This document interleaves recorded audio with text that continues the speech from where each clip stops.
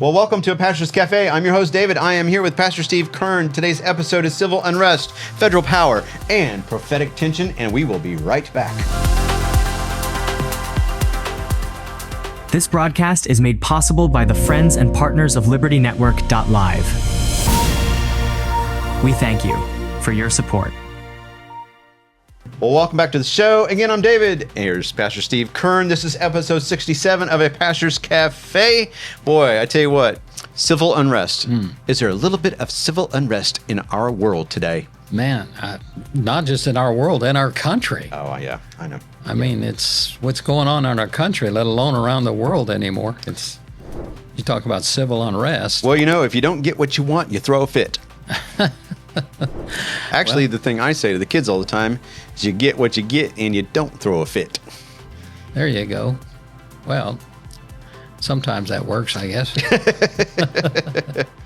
All right, episode 67, my friend. I tell you what, are you ready for today's questions? I'm ready. You are. Bring it on, right? All right, so the first question that we're going to be dealing with today is civil unrest in Chicago. Well, there's also other cities, but let's just basically focus on Chicago. Yeah. All right, is it prophetic or is it political? Are the violent protests and looting in Chicago simply the result of a failed policy? Or could this be a preview of the distress of nations Jesus described in Luke 21:25? Well, I feel like that all the stuff that's going on really, in a sense, goes along with the prophetic things that Jesus had to say about end times and the way things were going to be. Mm-hmm. I think when you turn the political situation in Chicago, it's the idea of one side of the one party being totally and completely in opposition to not the other party, but the leader of that party. Yeah. I mean, we're in a situation where you've got a president that people, they're not doing things what's best for the country or what's best for their city. They're doing things because they hate Trump. And that's a big deal in Chicago. You got the people in Chicago that are begging for Trump to bring the troops in there. I know. Because it's getting so bad. And yet you got the governor and you got the mayor there. Is it the mayor that's trying to bring a lawsuit against Trump for sending troops in there? Sure. Now you have the cartel, offering, $10,000 a head for an ICE agent. Of course, the chief of police of Chicago, I believe, has been very outspoken against what the mayor is saying. I know. Yeah, they are. So that's encouraging. Yeah. It's just people are rioting in the streets, tearing up other people's businesses. They're tearing up their own communities. Yeah. Because of their dislike and hatred towards Trump. You like to know I like to get in someone's head, of why they're thinking of what they're doing is okay and acceptable in their own community. Well, you have a mayor that's got different parts of his city where people are just shooting each other and killing each other. And so you got a president that's concerned about his constituency, his people, and his country. Yeah. And he's trying to do what he can to help. And the mayor and then the governor themselves, they're just kind of like, oh, this is such a terrible thing. The federal government's trying to take over our state. This is where I'm really concerned. Let's say there's a Democratic switch, right? And Trump is out of office. Now you have Christian people who are going to church on Sunday, and this has got to stop. And so we're going to bring the National Guard in to shut down all the churches because they're going to church. Yeah. Well, hey, that's not totally out of touch with the way things are. It sounds out of touch. It sounds crazy. I know. But could it happen? Yeah. That's the scary thing. Mm-hmm. We can't have people getting together and worshiping God in peaceful ways and encouraging and praying for people. We've got to have violence. Well, and of course, that's Saul Alinsky and those different people that these guys have been reading and following. Mm-hmm. The whole point, if you're going to overthrow a government, you got to create chaos. Exactly. And that's really what's happening is there's a whole group of people out there now in this country that feel like that this country, the government needs to be overthrown because they feel like that there's a better way than the way it's been going. That's right. And they think they've got the better way. And it's a form of mass psychosis. Yeah, well, there's a lot of that going on. There's a lot of that going on. But, and there's so much input, negative input nowadays, especially into our young people through when it's been out there on the news and all that so much about dark websites and all this kind of things that kids get into and these games and everything and these different blogs that are out there, and they're just talking about dark things and evil and all that. And so it's kind of, we'll get into that the last question when you talk about the last question. The church being the salt or silence, and so it's time to wake up. Okay, so my question is for our audience. Please comment below. And also, please like and subscribe our content. It really does help the algorithm. And so I enjoy our conversation. I hope other people are enjoying our conversation. So like and subscribe, even because I tell you what, the number of times I watch a YouTube video, I'm guilty of this. I am super guilty of this.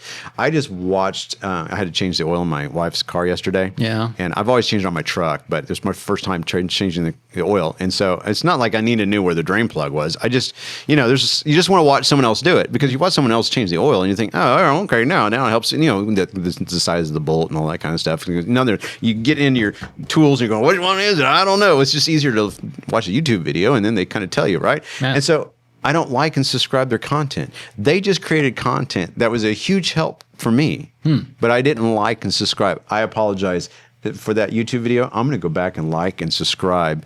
At least like the video. Or I might even comment saying, hey, I found your video very helpful. Well, there's a biblical verse for that. Okay. Do unto others as you would have them do there unto you go. us. Now, if you don't like our content and you turn it off, then please don't say something. You know what? Go ahead and comment. Tell us why you turned it off. There you go. Keep on watching and you tell us why you turned us off, and let's engage in a conversation, because in that way we can learn how to better serve them. Yeah, right. Well, not to say this whole show is about them, but I like listening to criticism sometimes. Yeah. I really don't, but I do, because it helps build you better and it helps me, like a teacher, I consider myself a teacher. I always learn from every single student. You know why? Because it helped me become a better teacher, because people have different styles. They have different tastes, and you want to learn how to deliver content that resonates with them. So help us deliver content to you that resonates with you. All right. So here's my question. Boy, that was a long way of getting to this question that I'm going to ask the people who are watching this show. I can't wait. No, you can't wait. Do you think America's chaos is political or prophetic? Drop a comment below. All right. Here we go. Next question. Yeah. Federal power and freedom's slippery slope. As federal involvement in city crisis grows, how close are we to seeing nationalized control, martial law, surveillance, and restrictions that echo Revelation 13's power structure? A big concern I have about that is setting precedent. Oh, yeah. I'm not so concerned about this particular administration. I believe that Trump's goals is the best. He's trying to do what's best for the people. He's not trying to get control, I don't believe, over states and cities, to bring about federal control. Gotcha. I don't think that's his objective. Yeah. But having to do what he's having to do because of the kind of leadership in these cities, Portland, not just Chicago, but some of these other cities, because apparently Portland's even worse. Yeah. And Memphis apparently was very welcoming of it. But setting some kind of a precedent where the federal government has to come in and take over, that kind of, you get the wrong kind of leadership in there, and all of a sudden they can say, well, we had this problem back here, and so this is what we had to do, and so now we got justification for doing it. You know why Memphis has allowed this shift, and they're okay with, bringing control over Memphis and doing the right thing? Because they eat beef. They eat barbecue. So Chicago, I know, not as good as Kansas City barbecue, but Memphis does have really good barbecue. Yeah. So if Chicago would become more meat eaters, they would probably be happier. Yeah, they just eat pizza up there, I think. That's the only thing I've ever seen Chicago. I mean, if you eat beef, you're happy. Yeah, I like beef. There you go. See, people in Memphis eat beef. Yeah. Barbecue, they're happy. Yeah. Chicago, they eat, who knows? In Portland, I don't know what they eat. They probably eat bugs. You said something earlier that I thought was good about the police chief in Chicago was really in favor of this. Yeah, we need the help, because what happens, these mayors have been cutting these different police their funding. Yeah. To where they'd only have so many police. And they can't really get the job done. Sure. And so when bring them on, because we could use all the help we could get, is their attitude. Yeah, I tell you what I'm learning from all this is that, like Governor, who's the governor of California? Oh, Newsom. See, there's an example of how not to govern. Yeah. The mayor of Chicago. Here's an example of how not to be the mayor. Yeah. There you go. So, see, you can learn something from everybody. Well, I hope that the people in New York that are going to be voting for another mayor will kind of look at these guys and say, well, I'm not so sure we want that kind of a mayor here. But all right, well, I'm going to go on the record. Here it is, October, 8th? Yeah. Yeah, October 8th. I'm calling it right now. Okay. Gavin Newsom's going to be the next president of the United States. If we make it. If the rapture doesn't take place. But haven't you heard? AOC is supposed to be the leading. No way. Okay, leave a comment below. Who do you predict is going to be let's have a conversation. Who do you think is going to be the next president of the United States? Well, AOC, Gavin Newsom, or do you think it's going to be Donald Trump? Dear me. I mean, they're saying that AOC is going to win the nomination. That is crazy. Oh, my God. Should we be like Whoopi Goldberg and all of those ding-a-lings on The View and say, I'm going to leave the country if AOC becomes president? Boy, I tell you, I think I shouldn't call them ding-a-lings. I feel bad. I apologize. They are valued people of our society. In some way, I don't know, but well, they have their own opinions. AOC is president, though. Oh, man. Yeah, I know. It's kind of wow. I mean, it was bad enough when we were having to look at Kamala Harris' possibilities. I know. Man. So do you think she's an alcoholic, or you think she's just really high on life and just kind of... Of course, there's people that probably watch our welcome videos that I produce on a Sunday and said, man, I wonder if that guy's on drugs. Yeah. Well, I don't. Kamala Harris. Yeah, I tell you what. She's a thing unto herself. I know. Okay, so that was civil unrest in Chicago. Did we? No, that was federal power and prophetic control. Anything? Yeah. And I'm saying yes, it is. It could be a slippery slope. Yeah. Okay. So before we get on to our next question, here's our engagement booster. We've had plenty of engagement boosters and opportunities for people to comment. So here's another one. Would you trade freedom for safety if it meant ending riots? Or is this the first step towards control? Interesting. Okay. Question number 3. Global alignments. Wars and rumors of wars. With U.S. tensions rising abroad, Russia, China, Iran, are we watching the stage being set for Ezekiel 38, or a world so divided that it's ready to accept a global peace leader? Yeah. Well, I was really concerned when the South Korea, that's always been a big... I know. That was shocking. Yeah. One of our greatest allies. Mm-hmm. And yet they've elected this guy that's talking about wanting to reconnect with North Korea and all. I know.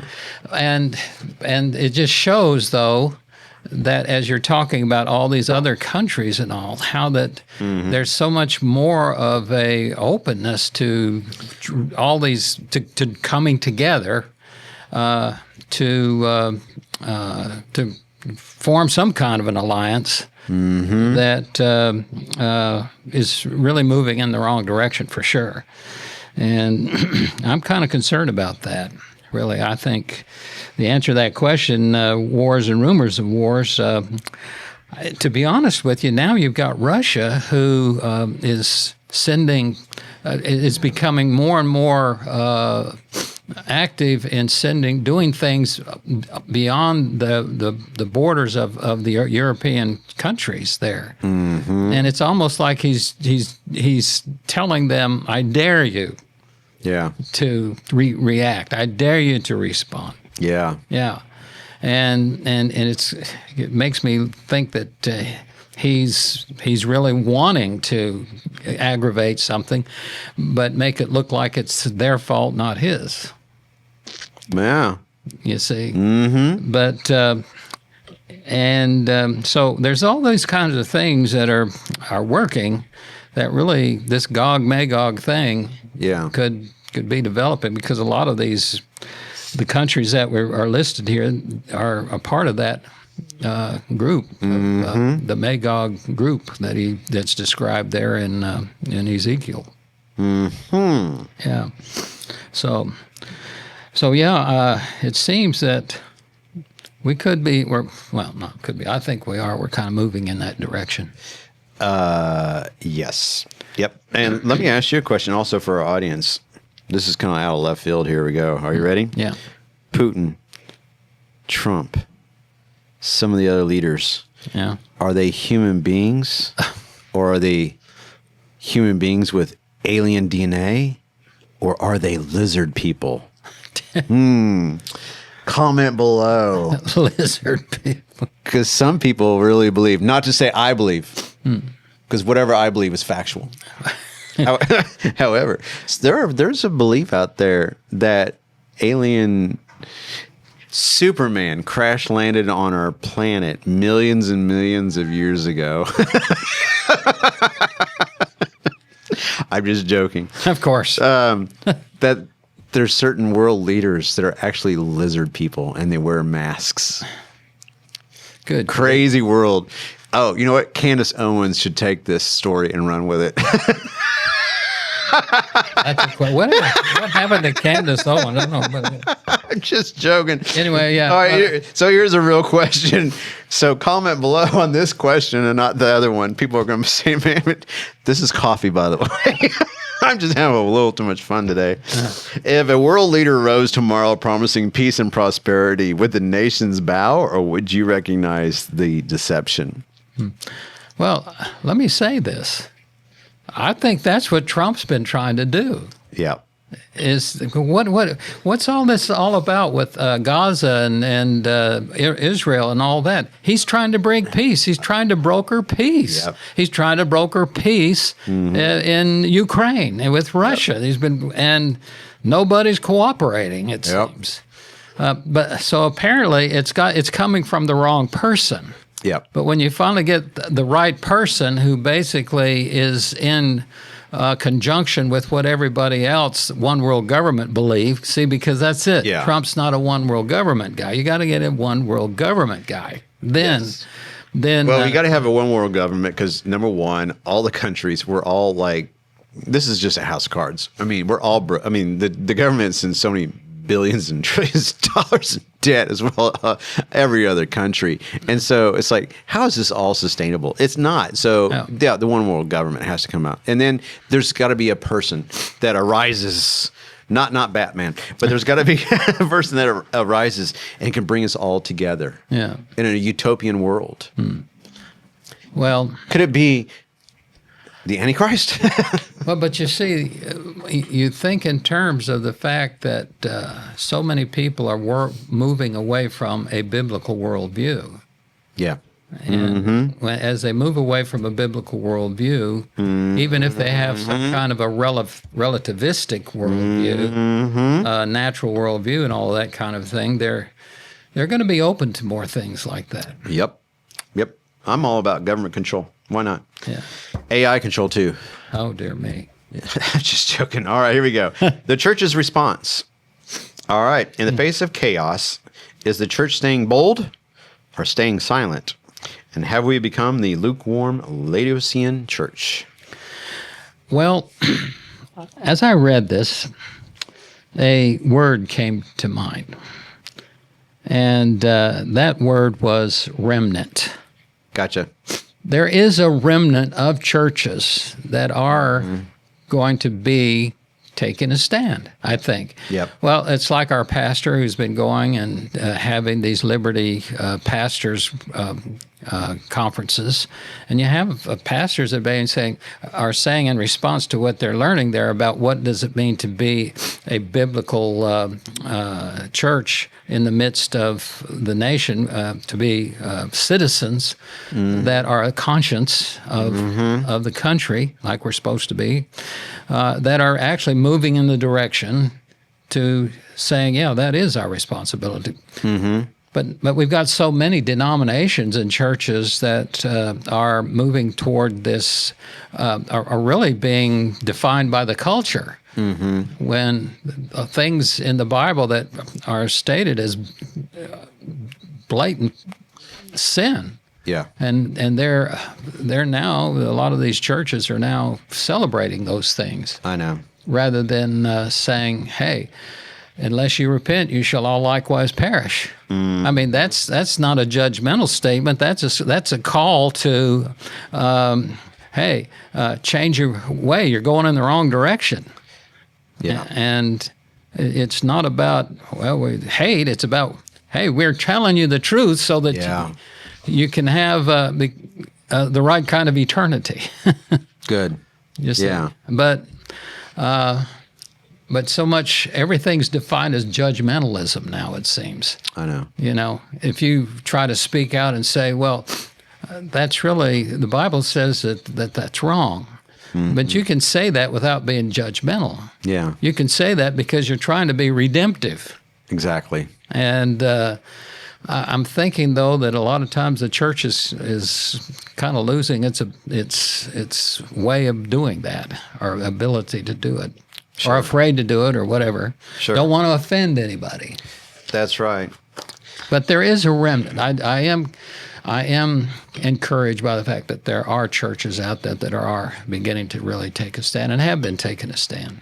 And the sad thing is that can be so disheartening as a member of a church, the attacks within the church as well as outside of the church. Yeah. You know, we all live busy lives. Yeah. You know, for example, you've given me some books that you've written. It's hard for me to find the time to read those books. Yeah. You spend a lot of time crafting those books, and people can benefit. I can benefit from, but I need to find the time. I need to force myself to have the time. It's not finding the time. We have time. Yeah. But we use the excuse that we're so busy. But the thing is that we could become so busy doing the work. Yeah. Being of the work. Yeah. That we lose sight of the big picture. And what can be really disheartening within the body of Christ is the number of people, or a few number of people, because I'm guilty of it too. Yeah. Is that you want things done your way. Right. And it's like, you know, last night I took Mick to a soccer practice. And after soccer practice, I took him to Brahms to get a peanut butter cup milkshake, because the peanut butter cup milkshake at Brahms is just awesome. It's my son's favorite. And they had me pull forward, and there was 4 or 5 cars that passed me while I was still waiting because they had me move up. Yeah. And I saw these 4 and 5 cars pulling with milkshakes and food, but I had to sit there and I had to wait. Yeah. How dare they waste my time? How dare they take way too much time to get my milkshake ready? I wasn't in control of, and therefore, since I wasn't in control, I tried to make it so I had control. We've had a dialogue today. I cannot control what you said. You are your own person.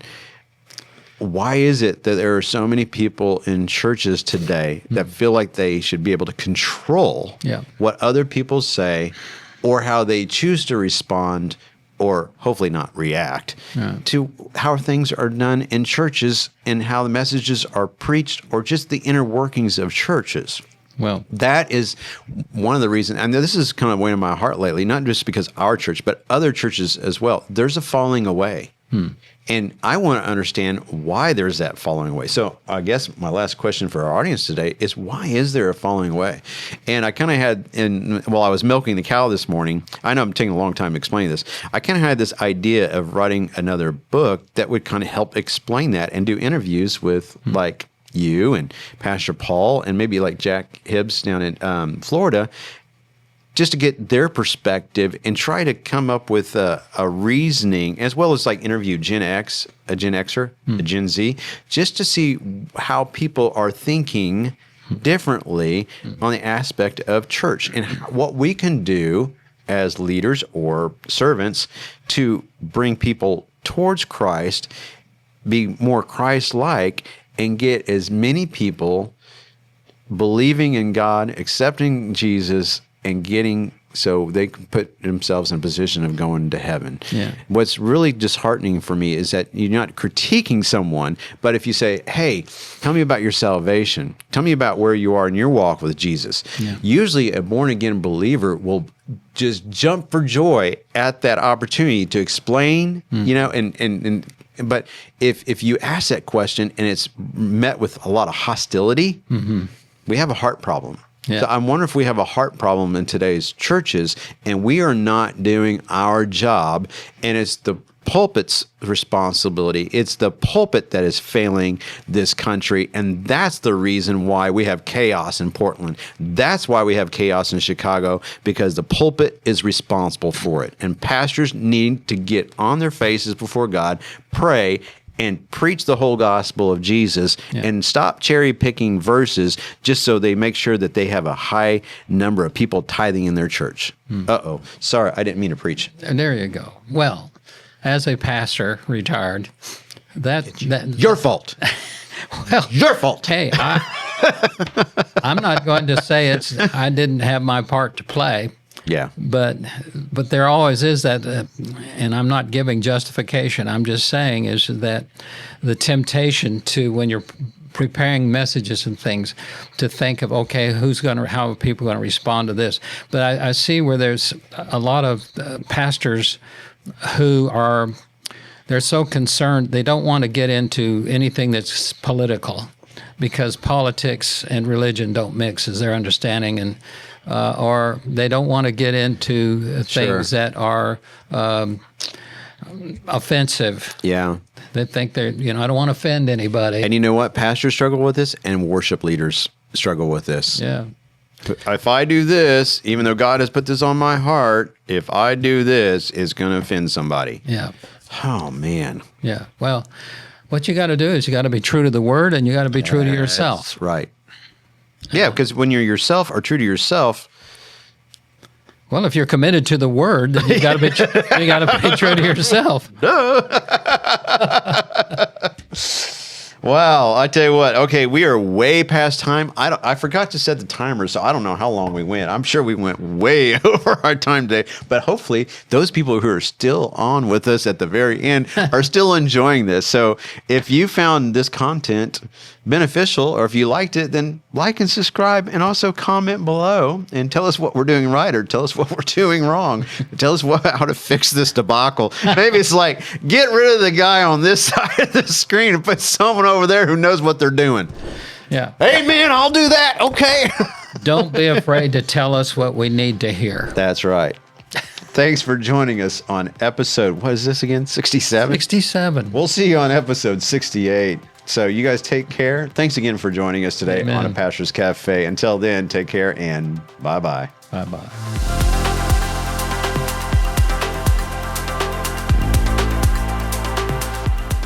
This broadcast is made possible by the friends and partners of LibertyNetwork.live. We thank you for your support.